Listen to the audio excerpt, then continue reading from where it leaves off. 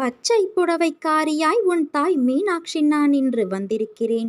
உன் அன்னையான நான் உன் வீட்டிற்கு வருகிறேன். என்னை நீ நிராகரித்து விடாதே என் தங்கமே. நீ உனக்கு யாரும் இல்லை என்று நினைத்து அழுத போதெல்லாம் என் வருகையை நீ உணர்ந்திருப்பாய். அதே போலத்தான் நீ சற்றும் எதிர்பார்க்காதவாறு இன்று உன் மனதை மாற்றினேன். நீ சந்தோஷத்தில் திக்குமுக்காடியிருந்ததை பார்த்து பூரித்து போய் பார்த்து கொண்டு இருந்தேன். உன்னை சுற்றி உன்னை உண்மையாக நேசிப்பவர்களை இன்று நீ உணர்ந்தாயல்லவா? என் குழந்தையான உன்னை சிரித்து கொண்டே இருப்பதை பார்க்கும்போது உன் அன்னை இந்த உலகத்தையே மறந்து போகிறேன். உன் மனதில் இருந்த அனைத்து எதிர்மறையான எண்ணங்களும் மறைந்து போகும் நேரம் வந்து விட்டது. நீ எதற்காகவும் பயப்படாதே. யாருடைய பாவங்கள் விளக்கப்பட்டு விட்டனவோ அந்த புண்ணியசாலிகளே என்னை அறிந்து கொள்வார்கள், என்னை வழிபடுவார்கள். நான் என்னுடைய அருளால் உனக்கு 7 கடல்களையும் அளிப்பேன். 7 கடல்களுக்கு அப்பாலும் வந்து உன்னை காப்பாற்றுவேன். எவர்கள் என்னுடைய இந்த வார்த்தைகளில் நம்பிக்கை வைக்கிறார்களோ அவர்கள் நிச்சயமாக நல்வாழ்வு பெறுவார்கள். என் கையை பிடித்து கொண்டு நீ முன்னேறி செல். அதனால் அளவற்ற நன்மை உன்னை விரைவில் வந்தடையும். நான் இன்றும் உனக்காகத்தான் இருக்கிறேன். நீ என்ன வேண்டுகிறாயோ அதையெல்லாம் நிறைவேற்றி உன் கண்கண்ட தெய்வமாக திகழ்ந்து கொண்டு இருக்கிறேன். என் பக்தனை நான் ஒருபோதும் கைவிட்டது கிடையாது. இந்த வினாடி கூட நான் உன்னோடு தான் இருக்கிறேன். உன்னுடைய சுமைகளை என் மீது வைத்துவிட்டால் சத்தியமாக உன் அன்னையான நான் அதை சுமப்பேன். நான் உனக்கு வாக்குறுதி தருகிறேன். மிக விரைவில் உன் வீட்டிற்கு பணமாகவோ பிரச்சனைக்கு தீர்வாகவோ நான் வரப்போகிறேன். புத்திசாலியாக இருந்து என்னை நீ பிடித்துக்கொள். கசப்பு என்பது உன் நாவில் பட்டவுடன் தான் தெரிவது. உனக்கு அதை கொடுப்பதற்கு முன்பே எனக்கு தெரியும் அது கசப்பு என்று. அதை மீறி உனக்கு நான் தருகிறேன் என்றால் உன் நாவின் சுவை எனக்கு பெரியதல்ல, உன் ஆரோக்கியம்தான் எனக்கு முக்கியம் என்று ஒரு தாய் எண்ணுவது போல உன் மனதில் உள்ள எதிர்மறை எண்ணத்தை கசப்பு கொண்ட மருந்தால் உன் மனதிற்கு அனுப்பி உன் உள்ளத்தையும் ஆத்மாவையும் ஆரோக்கியமாக ஆக்குகிறேன். உன் வாழ்க்கையில் ஞானத்தின் பாதையில் தேடுதலை நீ கொண்டுள்ளாய். அதை உனக்கு வழிமுறைக்கு எல்லா பயிற்சிகளையும் நான் கொடுப்பேன். என் மொத்த பொறுப்பாக நீ இருக்கிறாய். என்றும் என் திசையிலிருந்து நீ விலக மாட்டாய் என் செல்வமே. உன்னை விட்டு நான் விலகுவதும் இல்லை, விலகி போகும்படி உன் அன்னையான நான் செய்வதும் இல்லை. உன் அம்மாவாக அப்பாவாக நான் என்றும் இருப்பேன். இரவுக்கு பின் பகலை தருகின்ற இறைவன், குளிருக்கு பின் வெயிலை தருகின்ற இறைவன் நிச்சயம் ஒவ்வொரு துன்பத்திற்கு பிறகும் இன்பத்தை நிச்சயமாக தருவான். வாழ்க்கை எல்லா நாளும் ஒரே மாதிரி இருப்பதில்லை. இன்பமும் துன்பமும் மாறி மாறி வரும். ஆனால் எந்த சூழ்நிலையிலும் என் பிள்ளை நீ எப்படி என்னை விட்டு விலகுவது இல்லையோ அதே போல நானும் உன்னை விட்டு விலகுவது இல்லை. நீ என்னை மறந்தாலும் பிள்ளையே உன் வேண்டுதலை நான் மறப்பது இல்லை. சரியான காலத்தில் எல்லாம் நிறைவேறும். நீ நம்பிக்கையோடு இரு. உன்னை அழச் செய்தவர்களின் நாட்டம் அடங்கப் போகிறது. உன் கவலைகள் யாவும் மகிழ்ச்சியாக மாறப்போகிறது. உன்னை ஏளனமாக பார்த்து நகைத்தவர்கள் முன்னிலையில் நீ கொடியாய் உயர்ந்து நிற்கப் போகிறாய் என் தங்கமே. நீ நிம்மதியோடு மகிழ்வான மனநிறைவான வாழ்க்கையை வாழப்போகிறாய். உன் அன்னையான நான் உன்னை என்றும் திசை மாறவிட மாட்டேன். நீ என் உயிராய் இருக்கிறாய். எப்போதும் என் பிள்ளையாய் இருப்பாய். உன் வாழ்க்கையில் முன்னேற நிச்சயம் உன் அன்னை நான் உனக்கு வழி காட்டுவேன். அதில் நிச்சயமாக நீ பயணிக்கப் போகிறாய். நீண்ட நாட்களாக நீ எதிர்பார்த்து காத்திருந்த பணம் உன் கையில் வந்து சேரும். உன் வீட்டின் பணப்பெட்டி நிரம்பி வழியும். என்னிடம் கண்ணீர் விட்டு சொல்லிவிட்டாய். உனக்கானது உன்னை வந்து சேரும் குழந்தையே. மகிழ்ச்சியோடு இரு. ஆகாயமே இடிந்து உன் தலை மீது விழும்படியாக ஏதாவது பெரிய தீமை வந்தாலும் அப்போது என்னை உன் நினைவில் கொள். நீ கடக்கும் பாதை எப்படிப்பட்டதாயிருக்கும் என்று நீ யோசிக்காதே. அது நான் காண்பிக்கின்ற பாதை. அதில் என் துணை உனக்கு நிச்சயம் இருக்கும் என் குழந்தையே. உன்னை பாதுகாப்பதற்கே நான் இருக்கின்றேன். உன் உற்றார் உறவினர் நண்பர்களே உனக்கு துரோகம் இழைக்கிறார்களே என்று வருந்தாதே. அதை எப்படி எதிர்கொள்வது என்று நிதானமாக யோசித்து அறிந்து கொள். நட்பு பாசம் இல்லாமல் பணம் ஒன்றே குறிக்கோளாய் கொண்ட வியாபாரிகளான இவர்களுக்காக கவலைப்படாமல் உன் மனதை ரணப்படுத்திய நிகழ்வுகளை மறந்து உன் லட்சியத்தை அடைவதில் மட்டுமே நீ கவனம் செலுத்த வேண்டும். வாழ்க்கையில் சாதிக்க வேண்டும் என்றால் தேவையற்ற பேச்சை குறைத்து தீர்க்கமான செயல்களில் மட்டும் ஈடுபடு. இவைதான் உன் லட்சியத்தை அடைய செய்யும் உத்திகளாகும். வாழ்க்கையில் தோற்றுக்கொண்டே இருக்கிறோமே என்று கவலை கொள்ளாதே குழந்தையே. வெற்றி பெற வேண்டும் என்ற நம்பிக்கையும் உணர்வும் வாழ்வில் தோற்றதற்கான தவறை உணர்ந்து மறுபடியும் அந்த தவறு நிகழாமல் செயல்பட்டால் நீ வாழ்க்கையில் வெற்றி பெறுவது உறுதி. நீ செய்யும் எந்த ஒரு காரியத்திலும் மற்றவர்களுக்கு எந்த வகையிலும் துன்பம் ஏற்படாதவாறு யோசித்து செயல்படு. ஒருவருக்கு துன்பம் இழைப்பதற்கு முன்பு அந்த துன்பம் வேறு ஒருவர் மூலம் உனக்கு வந்தால் எப்படி இருக்கும் என்று யோசி. எப்போது நீ உன் தவறை ஒப்புக்கொள்ள முன் வருகிறாயோ அப்போது நீ மனசாட்சி கொண்டவனாகிறாய். என்றும் செய்த தவறை மீண்டும் மீண்டும் செய்யாமல் பார்த்துக்கொள். என் வார்த்தைகள் மீது நம்பிக்கை வைத்து செயல்படு. உன் அம்மாவாகவும் அப்பாவாகவும் உனக்கு ஒரு நல்ல தோழனாகவும் நான் தோள் கொடுத்து தாங்குவேன். உனக்கு கிடைத்ததை ஏற்றுக்கொள். அதில் உன்னை யாரென்று எடுத்து காட்டு.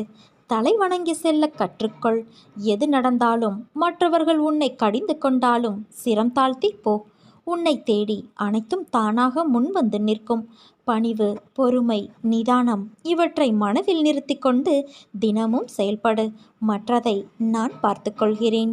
உனக்கு வரும் கஷ்டங்கள் எல்லாம் உன்னை தாழ்த்த என்று நீ நினைத்து கொண்டு இருக்கிறாய். ஆனால் உண்மையிலேயே அது உன்னை தாழ்த்துவதற்கல்ல, அடுத்த கட்டத்திற்கு உன்னை மேம்படுத்த. உனக்கான ஒரு விஷயம் தாமதமாக நடக்கிறது என்றால் அது உனக்கான நிறைவான விஷயமாய் மாறப்போகிறது என்று அர்த்தம். உன்னை சோதிப்பேனே தவிர ஒருபோதும் நான் கைவிட மாட்டேன். இன்று இதை நீ நன்றாக உணர்ந்து இருப்பாய். உன்னை சுற்றி உன் மனதை தூற்றி பேசுபவர்களை பற்றி நினைக்காதே. அவர்களோடு வாதம் செய்யாதே. அமைதியாக கடந்து செல். ஏனென்றால் வாக்குவாதம் செய்தால் உன் நிம்மதிதான் இழந்து போகும். வாக்குவாதம் செய்து உன் நிலையை நீ புரிய வைப்பதை விட அமைதியாக சென்று உன் செயலால் அவர்களுக்கு அதை உணர்த்து. என்றைக்கும் சொல்லும் சொல்லில் கவனம் தேவை. அதை மட்டும் நன்றாக நினைவில் வைத்துக்கொண்டு செயல்படு. என்னிடம் இருந்து உனக்கு ஒரு ஆச்சரியமான பரிசு கிடைக்கப் போகிறது. வரவிருக்கும் வாழ்க்கை மகிழ்ச்சி, ஆச்சரியங்கள் நிறைந்ததாக இருக்கப் போகிறது.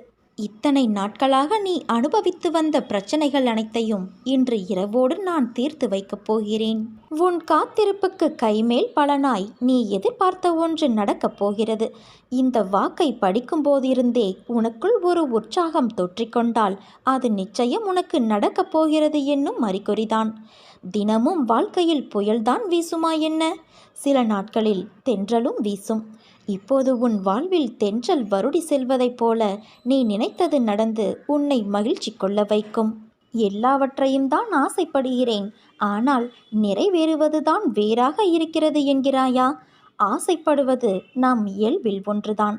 ஆனால் அந்த செயல் நடைபெறுமா என்று உன்னுள் எழும் சலனம், சந்தேகம், அது நிறைவேற வந்தாலும் உன் சலன எண்ணத்தின் வெளிப்பாட்டால் தடைப்படுகிறது.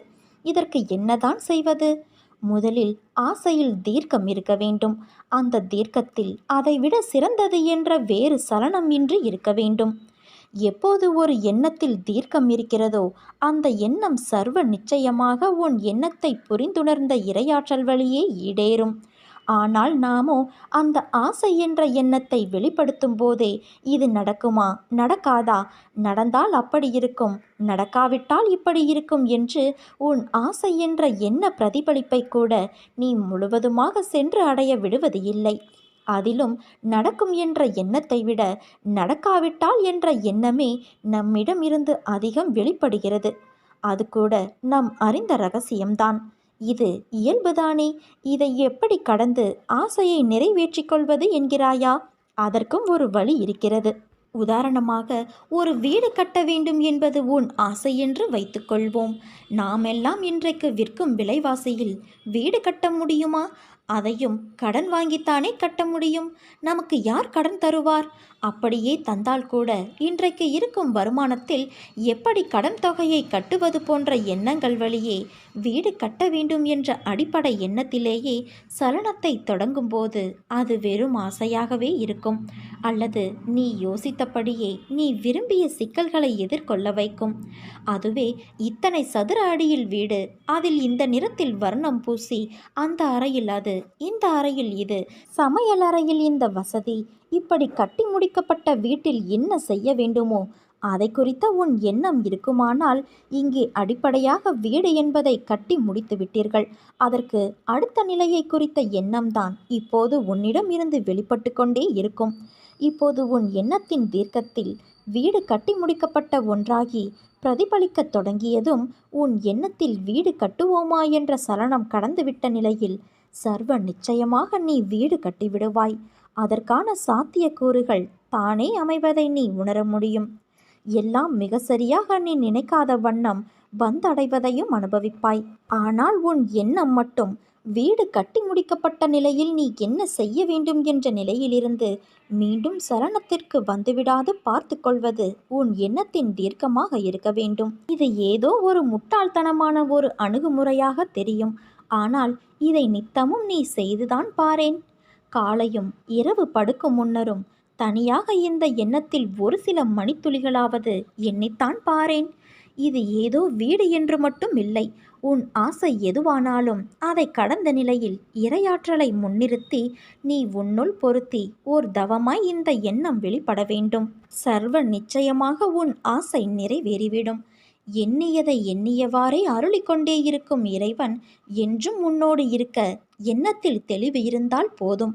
அனைத்தும் அனைத்துமானவனால் சாத்தியமாகிவிடும். உன்னை இந்த அழகான பூமியில் படைத்த இறைவன் உனக்கு தராமல் வேறு யாருக்கு தரப்போகிறார்? பூஜை புனஸ்காரங்கள், சடங்கு சம்பிரதாயங்கள் இவையாவும் உன் மனதை தூய்மைப்படுத்துவதற்கான வழிமுறைகள் மட்டுமே. இருந்தாலும் உள்மனது பரிசுத்தமானதாக இல்லை என்றால் எவ்வளவுதான் வழிபாடுகள் செய்தாலும் என் பக்தர் என்ற தகுதியை நீ அடைந்து விட முடியாது. பொறுமையும் சகிப்புத்தன்மையும் தான் தைரியம். அதை நீ தொலைத்து விடாதே. எப்பொழுது பிரச்சனைகளை எதிர்கொண்டாலும் அது உன்னை கரை சேர்க்கும். சகிப்புத்தன்மை இல்லாத மனிதனின் நிலைமை பரிதாபமானது. பண்டிதராக இருந்தாலும் சரி, நற்குணம் படைத்தவராக இருந்தாலும் சரி, சகிப்புத்தன்மை இல்லாவிட்டால் வாழ்க்கை வீணாகிவிடும் என்பதை அறிந்து கொள். மனித பிறவிகள் தவறு செய்வது இயற்கைதான். மாயையின் விளையாட்டில் தம் பக்தர்கள் தவறு செய்வார்கள் என்பது பகவானுக்கு நன்றாக தெரியும். அதனால் இறைவன் எப்போதும் விழிப்பாய் இருந்து அவர்கள் தவறு செய்வதை தவிர்த்து தடுத்தாட்கொள்ளவே பார்ப்பார். பக்தன் தானே செய்யும் தவறுகளின் காரணமாய் ஆபத்தில் சிக்கிக்கொண்டால் நேரிடையாகவோ மறைமுகமாகவோ இறைவன் பக்தனை காப்பாற்றி விடுவார். நீ எங்கே இருந்தாலும் என்ன செய்தாலும் நான் அதை முழுமையாக அறிவேன் என்பதை தெரிந்து கொள். என் தங்கமே, நீ அடைய நினைத்த இலக்கை அடையும் வரை கல் வந்தாலும் சொல் வந்தாலும் கலங்காமல் நீ முன்னேறு. அனைத்திற்கும் காலம் பதில் சொல்லும். உன் வெற்றி பதில் சொல்லும். முன்னேறி செல்லும்போது காதுகளை மூடிக்கொள். இல்லையென்றால் உன் காதில் விழும் வார்த்தைகளாலேயே நீ வீழ்ந்து விடுவாய். எந்த அளவிற்கு நீ இப்போது கஷ்டத்தை அனுபவிக்கிறாயோ அதைவிட அதிகமான மகிழ்ச்சியை நீ அனுபவிக்கப் போகிறாய் என்பதையும் மறவாதே. நீ என்னிடம் வைத்த பிரார்த்தனைகள் நிச்சயம் வீண் போகாது. நம்பிக்கையோடு காத்திரு. நல்லதே நடக்கும்.